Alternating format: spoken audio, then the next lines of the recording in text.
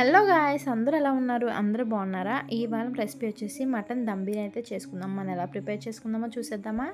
ముందుగా బాస్మతి రైస్ తీసుకొని 3 times wash చేసుకొని సైడ్కి అయితే ఇక్కడ నేను మటన్ అయితే కుక్ చేసుకున్నాను. నా క్లిప్ అయితే యాడ్ చేయలేదు. మటన్ కొంచెం బాగా 8 విజిల్స్ వచ్చినంత వరకు కుక్ చేసుకున్నాను. సో మటన్ అనేది హార్డ్గా ఉంది కాబట్టి నేను బాయిల్ చేసుకొని మ్యారినేట్ చేసుకుంటున్నాను. ఇప్పుడు మీరు ఇక్కడ చూస్తున్న విధంగా సాల్ట్, పసుపు, అల్లం వెల్లుల్లి పేస్ట్, కారం, మటన్ మసాలా, గరం మసాలా, కొంచెం కొత్తిమీర, ఆయిల్ వేసుకొని మిక్స్ చేసుకొని ఇప్పుడు కర్డ్ అనేది యాడ్ చేసుకోవాలి. బాగా మిక్స్ చేసుకొని 5 మినిట్స్ అయితే సైడ్కి పెట్టుకోండి. ఇప్పుడు స్టవ్ ఆన్ చేసుకొని ప్యాన్ పెట్టుకొని కొంచెం గీ ఆయిల్ వేసుకొని ఆనియన్స్ అనేది ఫ్రై చేసుకుందాం. ఆనియన్స్ని ఇలాగా క్రష్ చేస్తూ వేసుకోండి, ఎందుకంటే ఫ్రైడ్ ఆనియన్స్ కాబట్టి బాగా కుక్ అవుతుంది.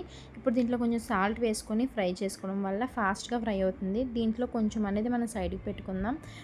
ఇప్పుడు దీంట్లో కొంచెం షాజీరా, అనాస పువ్వు, చెక్క, ఒక 3-4 క్లోవ్స్ అంటే లవంగాలు కూడా యాడ్ చేసుకుంటున్నాను. ఇది కర్రీ కాబట్టి కొంచెం తక్కువ స్పైసే వేస్తున్నాను. ఇప్పుడు మ్యారినేట్ చేసుకున్న మటన్ అయితే ఇప్పుడు యాడ్ చేసుకొని బాగా మిక్స్ చేసుకున్న తర్వాత ఇందులోనే కొంచెం కొత్తిమీర, పుదీనా ఇవి కుక్ అయిన తర్వాత ఒక టమాటో అయితే తీసుకున్నాను నేను. ఇవి బాగా మిక్స్ చేసుకొని ఇప్పుడు ముందుగా కుక్ చేసుకున్న మటన్ స్టాక్ ఉంది కదా, అదైతే దీంట్లో యాడ్ చేసుకొని ఒక 5 మినిట్స్ లిడ్ క్లోజ్ చేసుకొని కుక్ చేసుకుందాం మటన్ని.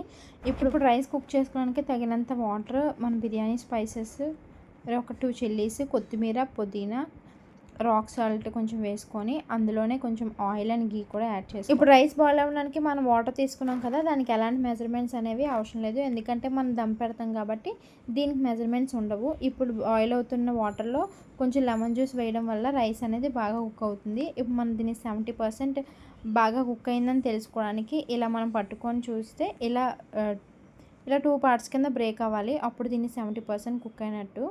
ఇప్పుడు మనం రైస్ కర్రీ అయిపోయింది కదా, ఇప్పుడు రైస్ అనేది లేయర్ల కింద వేసుకోవాలి. చూసారా, ఈ విధంగా రైస్ని లేయర్స్ లాగా యాడ్ చేసుకున్నాక ఇందులో మనం ముందుగా ఫ్రై చేసుకున్న ఫ్రైడ్ ఆనియన్స్ ఉన్నాయి కదా, అవి కొంచెం, అలాగే కొత్తిమీర, పుదీనా కూడా యాడ్ చేసుకోవాలి. ఇప్పుడు ముందుగా బాయిల్ చేసుకున్న రైస్ వాటర్ ఉన్నాయి కదా, అందులో ఫుడ్ కలర్ వేసుకుంటున్నాను. అది మీకు ఆప్షనల్, మీరు ఇష్టం ఉంటే వేసుకోండి, లేకపోతే లేదు.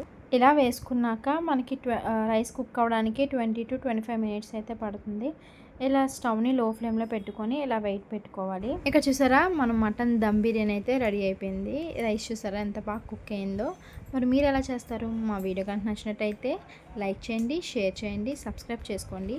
Follow for more videos. Thank you for watching.